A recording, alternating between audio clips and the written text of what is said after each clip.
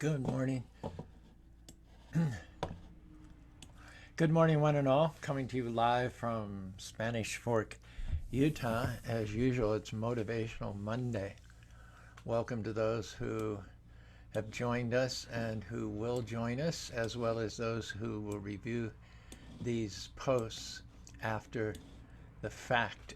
This is Caru, and let me first offer my respectful obeisances to my Guru, my spiritual master, who came to me while I was standing in the darkness of ignorance and with the shining torchlight of knowledge illuminated me. Om Agyanati Miranda Shah Ganagana Sarakya Chaksurun Miritam Yena Tasmai Sri Gurave Namah Sri Chaitanya Manovistam Sapitam Yena Bhutare Swayam Rupa Karamayam Darati Swaparantikam Vandeham Sri Guru Siyata Parakamaram Sri Gurun Vaishnavam Scha Sri Rupam Sagadatam Sahagana Raganatam Vitam Stam Sadevam Sadvaitam Savadutam Parijana Saitam Krishna Chaitanya Devam Sri Radha Krishna Padan Sahagana Lalita Shri Vishakanvitam Scha Narayanam Namaskritam Naram Chaiva Narottamam Devim Sarasatim Vyasam Tadojayo Dhirat Nashtaprayasho Bhadresu Nityam Bhagavata Sevaya Bhagavata Dhamashoki Bhakti Bhavati Naistaki Nigamal Kalparakaritam Param Shukamakaramitta Dvasamitam Pivata Bhagatam Rashamalaya Mahora Hora Shikabhavi Bakaham Sri Krishna Chaitanya Prabhu Nityananda Shri Advaita Gadadhar Shivasari Gaur Bhaktivinoda Hare Krishna Krishna Krishna Hare Hare Hare Ram Rama Hare Hare. Thanks for joining us. We had our first snowfall in Utah. This is an old picture, but it kind of looks like that on the mountains right now. Good morning, Manasaganga. Good morning, Sanjay, Jimmy, and Taruni. Thank you so much for joining us as well. 3 comments already, and I haven't said a word. That's good. We're actually moving to a new verse. I think we spent 5 days on the last verse. We'll see. This is going to be good for at least 2 days, I believe. It's also a classic verse, running across them one after another here in the 3rd chapter, 1st canto of the Srimad Bhagavatam. This is the 40th verse. Idam Bhagavatam Nama Parana Brahmisamitam Uttama Shoki Charitam Shakara Bhagaran Rishi Nisriyasya Lokasya Dhamyam Shastiayanam Mahat. Translation. This Srimad Bhagavatam, if you're joining us and you're not familiar with the culture, Srimad means beautiful and Bhagavatam is the word for God. Aishwarya Shamagasha Viryasha Yashya Gyanam Sarag Vairagya Chapi Sanam Bhagamatin. God is defined as that person who has all wealth, all fame, all beauty, all knowledge, all renunciation, full in all opulences. Bhag means opulences, and Ban means possessor. So Bhagavad Gita is the song of the possessor of all opulences, or the song of God. Srimad Bhagavatam is the beautiful story of the absolute truth. Bhagavad Gita is the direct speech of Krishna. 700 verses, most of which are Krishna speaking intimately and confidentially to his eternal servant and friend Arjuna. Bhagavad Gita is unique in the history of all theological literature, and it is so much direct enunciation by the Supreme Personality of God himself. He's speaking directly and intimately to his friend. He's not speaking obliquely and briefly through a bush or through a burning pillar of fire. Sitting down face to face, having a serious conversation with his disciple. You don't find that in any religious literature of the world. And then Srimad Bhagavatam has many, many quotes from Krishna, Vishnu as well. But it also includes, it's 20,000 verses, it also includes many statements of praise by the devotees of the Lord. And the devotees are all over the map, all different kinds, young, old, kings, common men, so-called men, women. They're all expressing their realization and their love for Krishna, and Krishna is reciprocating with them. So just as Krishna positions himself according to the situation that Arjuna is in the Bhagavad Gita, Krishna positions himself variously and multifariously throughout the 20,000 verses of the Bhagavatam, depending upon the situation, the questions, the postures of his various devotees. So it is richly layered, richly embroidered, richly textured, very, very elaborate and relishable. The word relishable comes up over and over and over again. in connection with the Bhagavatam, because there are many flavors, there are many different textures of relationships between Krishna and all his various devotees. So it's an explosion of flavor. It's like they say Baskin Robbins. When you were a kid, you stood behind the counter and there were 57 different flavors of ice cream. You could hardly believe it. So there are hundreds of thousands of different flavors of love of God that you can relish. You can stand in front of the counter of the Srimad Bhagavatam, peruse and sample so many different textures and flavors of love of God. So the translation of this verse is, the Srimad Bhagavatam, the beautiful story of the Absolute Truth, is a literary incarnation of God. So it's actually God in sound vibration. Dhamma Chintamani Krishna Chaitanya Rasha Vigraha. Krishna's name, form, pastimes, paraphernalia, because Krishna is absolute. These things that relate to him are also of the same absolute nature. Krishna can't be absolute, and his name, form, pastimes, and paraphernalia be relative. It's not possible. Everything is on the same eternal, imperishable, infallible platform. And so if you associate with Krishna through the pages of the Srimad Bhagavatam, you will assume the qualities of Krishna, not to the same degree. None of us can become equal to God in quantity, but we are already equal to God in quality. The problem is we've become covered by material considerations, by illusion, by misidentification. So as we read the Srimad Bhagavatam and chant and associate with the Lord, the coverings, the dirty things that have come over our heart are clean, and we see ourselves for who we really are, which is eternal parts and parcels of the Lord. So it goes on to say here that the Srimad Bhagavatam is a literary incarnation of God, and is compiled by Srila Vyasadeva, who himself is Mahamuni Kimva Para Ishwaraham. The author of the Srimad Bhagavatam himself is an incarnation, a literary incarnation of the Supreme Personality of Godhead, especially empowered to present this spotless Purana, this cream of all the Vedic literatures. And in itself, it is meant for the ultimate good of all people. It is all successful, all blissful, and all perfect. Sri Chaitanya Mahaprabhu, as well as all the acharyas in our Vaishnava line of disciplic succession, have declared the Srimad Bhagavatam is the Amala Purana. It's the spotless Purana. Anya Bilasita Sanyam Jnana Karmadina Anu Krishnana Bhaktir Uttama. You have various metals which are alloyed. The metal may be mixed with another less pure metal in order to serve a certain function. And throughout the Vedic literatures, we find the presentations by the sage Vyasadeva are mixed with kama, moksha, dharma, and artha, desire for sense gratification, desire for economic development, desire for religiosity, desire for ultimate liberation. So we find that the Vedic literatures in general, up to the point of the Bhagavatam, are not unalloyed. They are alloyed. They are mixed with one or another of these four material desires. And yet the author himself, after having compiled all these voluminous Vedic literatures, he was sitting despondent. So ask yourself, if the author of all these literatures was not satisfied, sitting despondent after his great historical, unique, one-of-a-kind literary endeavor, literary output, then how are we going to be satisfied by reading and following the Vedic literatures? Of course, we may get some temporary benefit. Antavatu palam tejam tadbhavate deva deva yanti madhyakivanapami. Krishna says followers of the Vedas very easily get some fruitive results. But those results are limited and temporary. Phantasmagoria might speak. Yayamam pushvitam bacham prabhavati vedavata radapata anyat stiti vardhana. The results of following the Vedas and getting the fruits of the Vedic tree are declared by the Lord to be less than satisfactory. So, having received that advice, that cautionary word, why should we then dive into the Vedic literatures?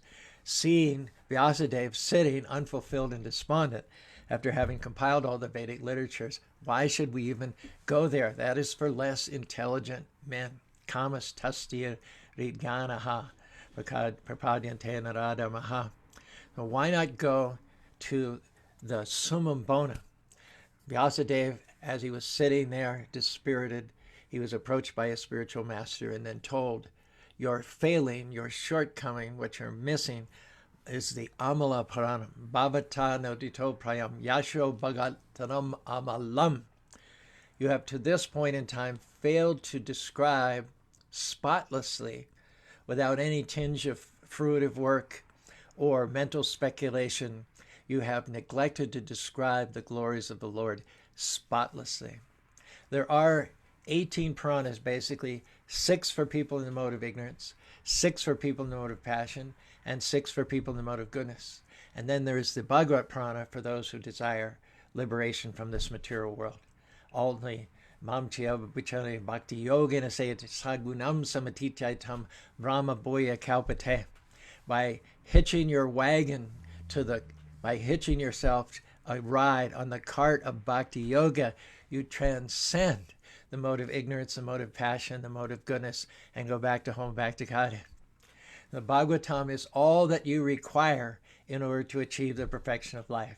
Why read other literatures if the Bhagavatam is going to do everything that you need? We see devotees read the Vishnu Purana and the Garuda Purana and the Kurma Purana and all these various Puranas. Not that they're not good, not that they're not helpful, not that they're not benefit, but the benefit, the light pales compared to the light of the Srimad Bhagavatam, which is the unalloyed, unfiltered light of the Supreme Personality of Godhead. There's no comparison. It is said that if one bicycle will get you to the market in town, why do you need 5 bicycles? One bicycle will do everything that you need for it to do. So why would you extraneously, unnecessarily get 4 more bicycles? So similarly, the Bhagavatam Purana Kodu no Ditahan, it provides sufficient light. What to speak sufficiently, it provides abundant light. It provides light like the sun itself.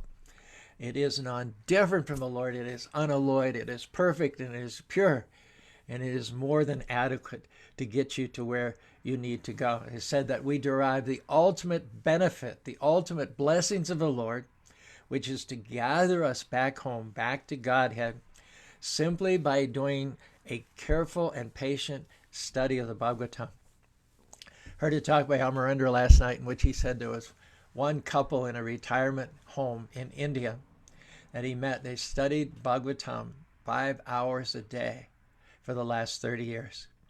They get up, they take their bath, they chant their mantra, they do their puja, they perform their duties, and after breakfast at 8 o'clock in the morning, they sit from 8 until 1 o'clock. After having finished breakfast by 8 o'clock, they sit every day for the last 30 years. They have a little mat. They have each one of them a book holder with a Bhagavatam, and they've been reading aloud the Srimad Bhagavatam every day for 30 years. And even though he's 82 and she's 81, they look youthful, they look effulgent, they look completely purposeful, fulfilled. After they finish the Bhagavatam, they have more afternoon duties, and then in the evening, they hold special classes for 30 or 40 other members of the retirement community in the Srimad Bhagavatam. We can take this benchmark as an example and as an inspiration, not to just read the Bhagavatam occasionally or intermittently, and certainly not to leave the Bhagavatam on our shelf gathering dust, but to read the Bhagavatam, to discuss the Bhagavatam, Nashta Preshu Bhadrashu Nitya Bhagavata Sevaya. The Bhagavata is to be discussed or lived 24 hours a day, 24/7. Why? Because we can have all light in our lives, all blessings and favors from the Srimad Bhagavatam just by reciting the Bhagavatam. There's only one condition. We shouldn't just pick up or download through the internet some mundane academic presentations of Bhagavatam. The Bhagavatam is a beautiful story, the absolute truth, and the very context of the Bhagavatam is that the Lord is seated as the crest jewel, and then like little other studs and diamonds and rubies set around the main jewel, the whole effect is one of surpassing beauty. Krishna himself is one thing, his devotees are another thing, but when there is Krishna set like the main jewel in the context and in the surroundings of his devotees, and they're reciprocating and trading realizations and prayers, putting questions and getting the answers, that is the ultimate. That is the ultimate pure, and one should be careful, as the Bhagavatam itself is comprised of pure devotees interacting with the Lord. One should be careful to receive the Bhagavatam from realized souls through that transparent via media of the spiritual master. Lord Chaitanya Mahaprabhu's secretary, who every visitor had to go through, Swarup Damodar, in order to get the Lord Chaitanya. And if they hadn't done it already, Swarup Damodar had one indication, one guideline for everyone who wanted to see the Lord at Puri. He said, before you see the Lord, you must study the Srimad Bhagavatam. That was the pin code. Before you could get access to Lord Chaitanya Mahaprabhu, you had to have indicated, and I'm sure that Swarup Damodar would give a little on-the-spot pop quiz, you had to have indicated that you'd made a thorough study of the Srimad Bhagavatam under the guidance of a bona fide spiritual master, because only by studying under a realized soul can one truly understand the lessons of the Bhagavatam in order to receive the desired result. It's very popular in India for a paid professional reciter of the Bhagavatam to set up shop somewhere in a hall, an auditorium, or an outdoor pandal and recite the Bhagavatam for 7 days. Many people come. There's a lot of commerce. There's a lot of donations. There's a lot of enrichment from this professional citer. And most often they focus on the pastimes of Krishna in the 10th canto, pulling at people's heartstrings and playing upon their emotions in order to make a show of Bhagavatam recital. But the true teachers of the Bhagavatam will start at the beginning. First canto, second canto, third canto, fourth canto, 12th. In fact, like the Bhagavatam is like a sun, and there's 7 signs of the zodiac that pertain to the sun. I mean, there's 12 signs of the zodiac that pertain to the... So there are 12 cantos of the Bhagavatam. And the way to understand the esoteric happenings and interchanges of the 10th canto is to go very systematically and thoroughly under the guidance of a realized soul through the first 9 chapters of the Bhagavatam. We've been giving these classes here Monday, Tuesday, and Wednesday for months now, ever since the pandemic started and I was no longer able to go on the road with the color festivals. And where are we? We're in the beginning of the 3rd chapter of the 1st canto of the Bhagavatams. We've only progressed through 2 chapters of the 1st canto, and there are like 30 chapters just in the 1st canto. But we are doing it correctly. We are doing it thoroughly and meticulously in order to get the desired result. We're associating with the Lord on the way, and then our goal is to associate with the Lord more fully and to incur and to attract to ourselves the transcendental blessings of the Lord himself. You've heard this verse many times, but here's a thought also. Sometimes we've been around the movement for a while. Someone quotes a verse like this, Nigama kalpaturu galitam phalam sukad mak amrita dravisam pibata bhagatam rashamare mahora hori sikabhuvya. This is a verse that's actually quoted every morning in the Bhagavatam class in every Krishna temple in the world. So an older devotee might think, oh, I've heard this, and he's going to say this, and he's going to say this, and he's going to say, and I've heard all this. We see a drop in the level of zest and enthusiasm to hear the Bhagavatam. The point is the Bhagavatam purifies the heart, and it gives you the direct association of the Lord. So there should never be a time when we get tired of the Bhagavatam if we're in spiritual consciousness. The Bhagavatam purifies. The first time you heard it, it purified you. The second time you heard it, it purified you further. The third time you heard it, it purified you further. The fourth time, there should be no point of satiety where you say, well, I've had enough, I know it, there's nothing more that I can hear. There may be nothing more you can learn. You may know all the ins and outs. You may know where the speaker's going to go. You may know what verse he's going to quote before he quotes it. That's all right.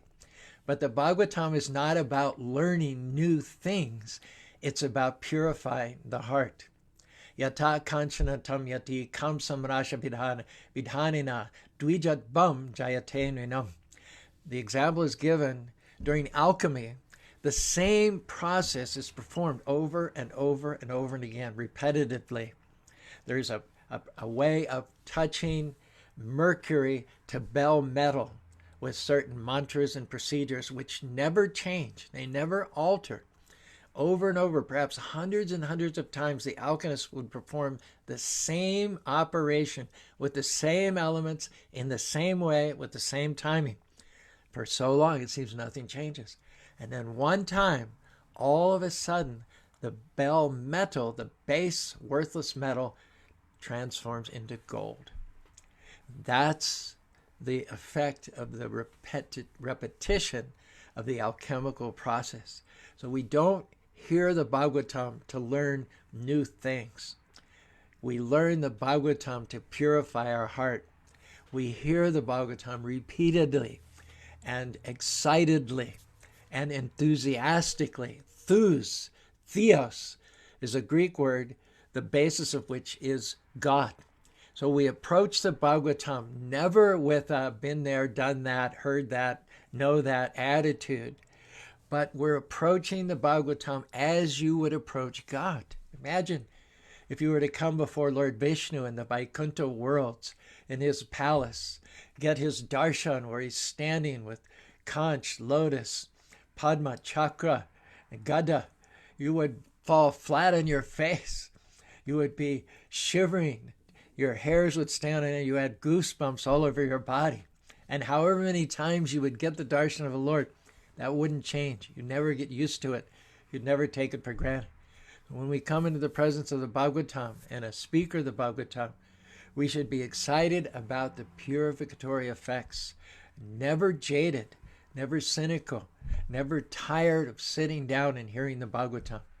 If this couple could do it every day for 5 hours a day for 30 years and not lose an iota of enthusiasm, but be ever more enthusiastic and approach the Bhagavatam as if it was ever fresh, then we can certainly read the Bhagavatam, sit down, go online, hear a class by an expert reciter, at least on a daily basis.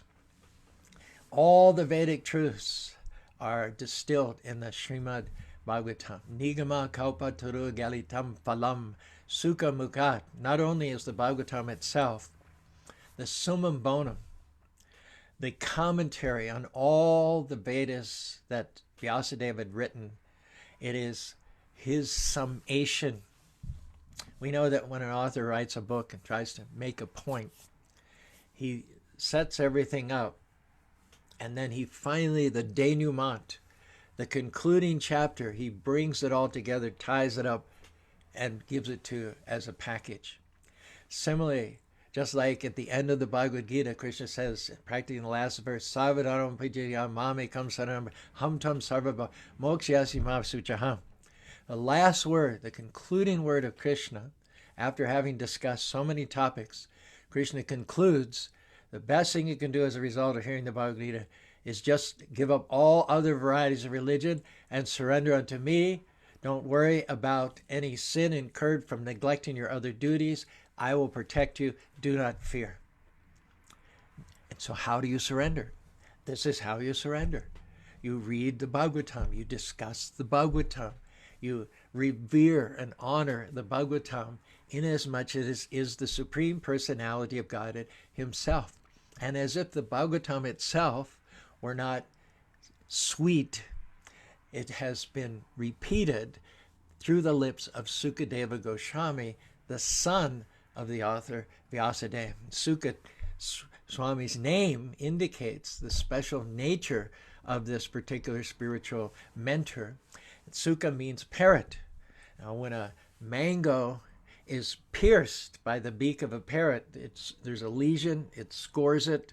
what happens is it makes the fruit inside of the mango even more relishable, even more palatable.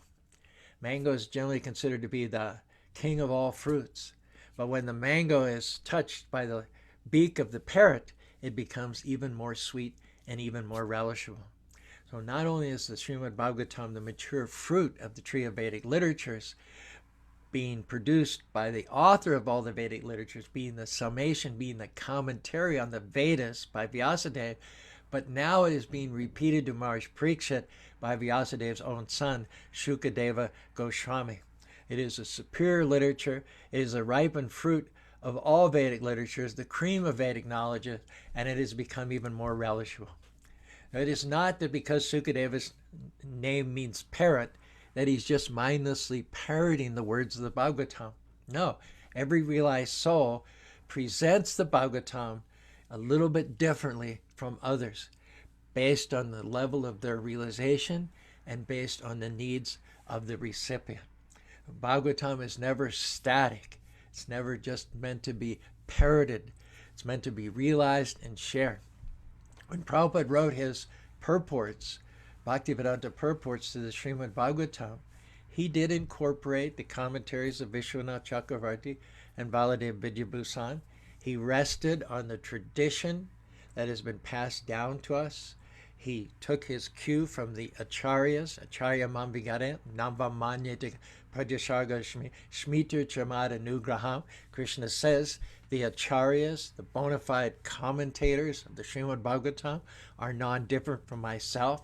So naturally, the bulk of Prabhupada's work keyed on the commentaries of Sridhar Swami, Baladev, Vishwanath Chakravarti, but he also was presenting to 20th century America, and he adjusted and tailored the truths of the Bhagavatam for an American, for a Western audience for the first time. Now it is said that the verses called Shruti mantras of the Bhagavatam are the rasa. They are the sum total of all relationships. In this world, we derive pleasure from relationships. Things don't give us pleasure. People give us pleasure. Fulfilled life means to use things and to love people. All too often now we see people loving things and using people. But when you think about it, pleasure comes exclusively from relationships. We have a certain brotherly relationship with some. We have a parental relationship with others. We have a conjugal relationship with others. We have a relationship where we like to serve some superiors. We also have people who have respect for us and they serve us. These are the 5 basic relationships of servitorship, friendship, awe and reverence, fraternity, as well as parental and conjugal love, the basic 5 rasas. And then they're subdivided into hundreds and hundreds of other flavors of rasas. So whatever pleasure we derive from our various interpersonal relationships in this material world originate with Krishna. Krishna is the reservoir. He's the fountainhead. He's the source of all rasas. Janmati yasya yataha navayad itarashtartasya vignasarat. So when you focus on Krishna and direct your energy and your attention to Krishna, it's like watering the root of the tree.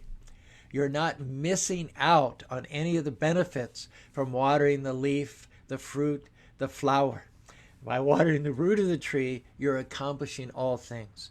So by becoming Krishna conscious, Hare Krishna, Krishna Krishna, Hare Hare, Hare Rama, Rama Rama, Hare Hare. You're not turning your back on friends, family, and country, but you are approaching the source of all relationships.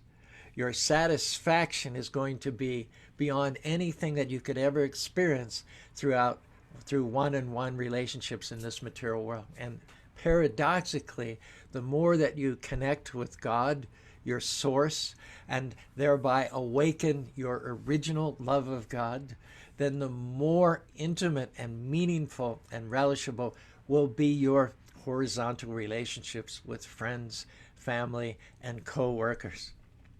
This Bhagavatam, as I mentioned, was brought to Vyasadeva, who was sitting in a state of despondency, directly from the spiritual world by Narada Muni, who is an associate of the Lord himself in Vaikuntha. Now, Vyasadeva delivered it to his son Sukadeva Goswami. Sukadeva Goswami was a fully realized impersonalist. He didn't see any variety in this material world. He saw everything as Brahman, everything as spirit. And while in the womb of his mother, he saw no reason to take birth. Narrations vary on how long Sukadeva Goswami remained in the womb of his mother, but let me just say it was far beyond his due day. Some say he was there for 1,000 years. Some say he was there for 16 years. Anyway, he was fully developed, and his mother was certainly experiencing a lot of discomfort. So they were trying to think of some means by which to get Sukadeva Goswami to come out and accept the process of devotional service to the Lord. Thereby, Srila Vyasadeva recited the Srimad Bhagavatam to his son, who then graduated from the impersonalistic conception to the personalistic conception. He exited the womb of his mother and then came to the assembly where Maharaj Parikshit was living the last 7 days of his life and spoke non-stop, day and night, the nectar of the Srimad Bhagavatam. So Sukadeva Goswami was a completely liberated soul even while in the womb of his mother. He was transcendental to the material modes of nature, and yet he became attracted by the activities and pastimes of the Lord as recited, as passed down to him by his transcendental spiritual guru, his father. What happened with Sukadeva Goswami, as happened with many other personalities in the Bhagavatam, like the four Kumaras, is that although perfectly situated in the monistic conception that the living entity and the Lord are one in spirit, when they heard about how the Lord is the supreme spirit, and we as spirits are his parts and parcels, our eternal constitutional position of satisfaction is not to try to merge or become one with the Lord, but to serve him in love and devotion. So when that panorama of service opened up in front of devotees like Sukadeva Goswami, in front of the Kumaras, they developed a higher taste and then stepped up to the level of devotional service in order to serve the Lord. This is described in the 59th verse of the 2nd chapter of the Bhagavad Gita. Vishaya vinavartate narahasya dehinam rasho vajram rashopyasha param dushva nivartate. One process which the monists adopt, the Buddhists adopt, and many who have been burned. I said the relationships are the sweetest thing in this material world, but it is also relationships which cause the most pain in this material world. So relationships devoid of God consciousness are certainly painful, and it's natural that you would retreat from them. Once burned, twice shy. So being burned, having had a bad negative experience through relationships in the material sense, many people try to deny, abnegate relationships, and they think of relief, happiness being derived from some sort of homogeneity, some sort of force field, merging and becoming one with the energies of the Lord. But you cannot sustain that because we have to have relationships. If you have the measles and you go to a doctor for a cure, he could shoot you and say, well, he doesn't suffer from the measles anymore. He doesn't have any spots on his skin. I cured him. But the point is, you don't cure the disease by killing the patient. You kill the disease and restore the patient to his normal, wholesome state of mind. So relationships are not the problem. The problem are relationships devoid of God consciousness. That's why we suffer. So the solution to the suffering that we experience from non-God-centered relationships is not to kill the patient, but it is to kill the disease. So the rectification, the medicine, Enetyo Shodi Maya, to cure your suffering condition of life is not to kill yourself. to deny the individuality, to try to become one and merge with the Lord, but it is to kill the diseased perception that we're separate from the Lord. And we do that by reading the Srimad Bhagavatam, following the footsteps of great souls like the Kumaras and Sukadeva Goswami, who, having heard about the pastimes and the loving exchanges in 5 basic rasas between the Lord and his devotees, experience a higher taste, param Vishnu nivartate. They left off the process of repressing the senses, of repressing individuality. Rather, they unfettered, they unchained, they released the pure sensual activity of the soul in relationship with Krishna, the Supreme Personality of Godhead. This is confirmed also in the first canto, Srimad Bhagavatam. Atmaramas timuneo nagranti api urukamani korvanti haitikim bhutam itam bhuta ganahari. It says those who are self-realized, who don't run after the phantasmagoria of this material world, who don't seek to indulge the senses in the sense objects in this external material. Brahmanaya karmani sangam tyakpa lipyatenasha padam patrami bambasha. Those who have come to the realization that although I'm in this world, I am not of this world. Just like the lotus is in the water, but it never gets wet. Therefore, it's not of the water. So we're spirit. We're nothing to do with matter. We find ourselves in this material world with a material body, family, friends, country, material responsibilities, and we should execute those responsibilities diligently and conscientiously, but with detachment, knowing that while we're in the world, we are not of the world. So similarly, those lotus-like personalities who realize that at the end of the day, we're spirit, we're not matter, we have nothing to do with the gains and losses of this material world, we find them relishing the topics, pastimes, name, form, and paraphernalia of the Supreme Personality of Godhead. What's going on here? Have they lapsed? Have they fallen back down from their level of spiritualization? No, just the opposite. They've graduated, because spirit must be active. To artificially make the spirit passive will not work. It cannot sustain itself. Hovering in the Brahmajyoti is not a sustainable platform of consciousness. The spirit is by nature active.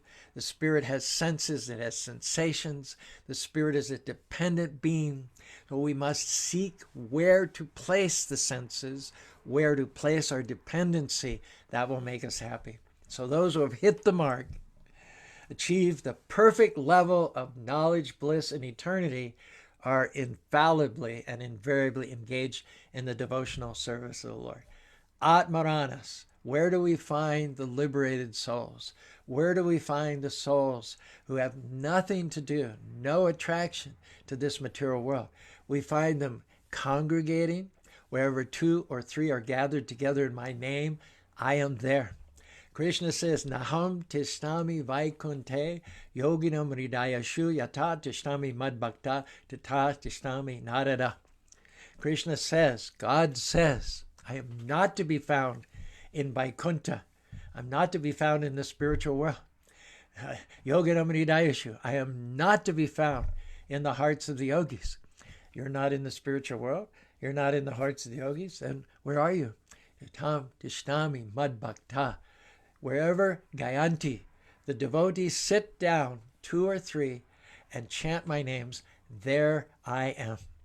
Srimad Bhagavatam is the light of all Vedic literatures. It is the cream of all transcendental subject matters, because it is the descriptions of pure, realized devotees sitting down in congregation, discussing the pastimes of the Lord, honoring the Lord by singing his glories, and the Lord appearing before them and reciprocating with them. Satam prashangam mamavirya samido bhavanti ritkana rasha tajjoshana rashuva pavargavartmani shadharatir bhaktira kramishati. Recitation of the Srimad Bhagavatam amongst the devotees under the guidance of a bona fide spiritual master is the tried and true method of realization. It is blissful and joyfully performed, and one can directly perceive the self by personal realization. There's no need to convince the devotees of the existence of the Lord, of the power of the Lord, of the opulence of the Lord by logic or arguments. It is self-perceived. It is self-evident to those who will embark upon the practice of reading the Srimad Bhagavatam, associating with devotees, and honoring the Lord by chanting his holy names. Hare Krishna, Krishna Krishna, Hare Hare, Hare Rama, Rama Rama, Hare Hare. Thank you. If you want to add any comments or do some emojis, any interaction, join, share. I certainly encourage you to do that. I can't see everybody who's with me, but I'm seeing a comment here by Anjali. To artificially make the spirit passive will not work. Hear, hear. John Malik gives us a hi-ho, hearty Hare Krishna, and an awesome after that. Welcome again. Anjali is welcoming all of our other co-listeners to Motivational Monday. And we have a number of likes here, again, from Vai, Sanjaya, Sachi. I hope that Prashant has followed us today with some of the quotes. All the way from Croatia, Radmila has joined us. Mari Gudi, I think for the first time. Parameshwarupa, thank you. Terry drops in from time to time. We're always glad to see her. Greg, nice to see you. Mike Jarvis. Madhava, you are live today. Oftentimes Madhava comes in a little later and catches our talks. Lakshmi Nrsinga, I am honored that such a powerful devotee as yourself, with all the options that you have out there, have joined us. Sundari Priya, of course, Preeti Agarwal, and then just as two more. So I don't know who those two more. But comment. I'll try. If you have a question, I'll do my best to answer the question. Follow the threads that Prashant has so kindly left, all the various quotes and references. And please, after all of that, please do sit down, take some time to read and discuss the Bhagavatam today and every day. Nashta Prayashu Bhadresu Nitya Bhagavata Seva Bhagavati Utamashoki Bhaktir Bhagavati Naistaki. And then we'll just end today's Motivational Monday by repeating this nectarine verse. We'll also revisit it tomorrow, if you don't mind. 40th verse, 3rd chapter, 1st canto, Srimad Bhagavatam. Idam Bhagavatam Nama Parana Brahmi Samitam Uttama Shloka Charitam. We'll talk about that Uttama Shloka tomorrow. Chakara Bhagavanesh Nisriyasha Lokasha Danyam Shwasti Ayanam Mahat. Nectar. With me, if you don't mind, by way of conclusion here on this Motivational Monday. Hare Krishna, Krishna Krishna, Hare Hare, Hare Rama, Rama Rama, Hare Hare.